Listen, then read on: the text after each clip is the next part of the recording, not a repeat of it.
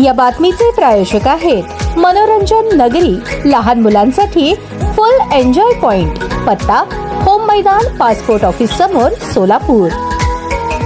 विठ्ठल साखर कारखान्याच्या तत्कालीन संचालक मंडळाने 2016-17 मध्ये कारखान्याचे सभासद शेतकरी व तोंडी वाहतूक ठेकेदारांच्या नावावर खर्च काढून ते थकीत ठेवले होते। या थकीत खर्चामुळे सर्वांनाच मोठी अडचण येत होती। न्यायालयात काही खटलेही दाखल होते। संबंधितांना वसुलीच्या नोटिसा देऊन 7/12 बोजे नोंदवण्याची प्रक्रिया सुरू झाली। याबाबत विठ्ठलचे चेअरमन आमदार अभिजित पाटील यांनी सर्वात मोठा निर्णय घेतला असून तब्बल 1089 सभासद शेतकरी वाहतूक ठेकेदारांना मोठा दिलासा दिला असून कारखान्याच्या निवडणुकीत दिलेला शब्द पाळल्याने अभिजित पाटलांचा हा सर्वात मोठा मास्टर स्ट्रोक असल्याचे सांगितले जात आहे। कारण जुन्या काळातील थकीत कर्ज नील करण्याचे धाडस आमदार चेअरमन अभिजित पाटील यांनी दाखवले आहे। श्री विठ्ठल सहकारी साखर कारखान्याच्या तत्कालीन संचालक मंडळाने सन 2016-17 मध्ये कारखान्याचे सभासद शेतकरी व तोडणी वाहतूक ठेकेदारांच्या नावावर कर्ज काढून ते थकीत ठेवले होते। सदरचे कर्ज थकीत राहिल्याने bank of Baroda, bank of India शाखा पंढरपूर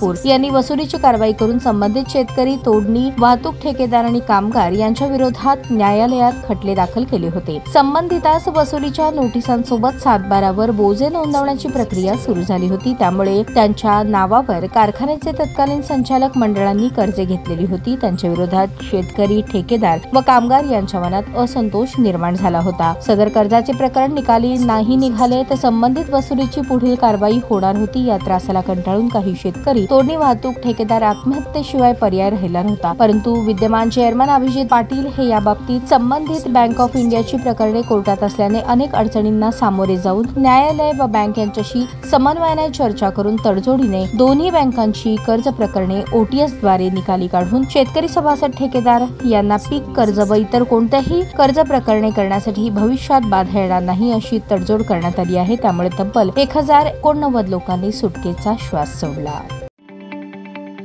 ताज्या बातम्या पाहण्यासाठी प्राईम महाराष्ट्र न्यूज चॅनलला सबस्क्राईब करा।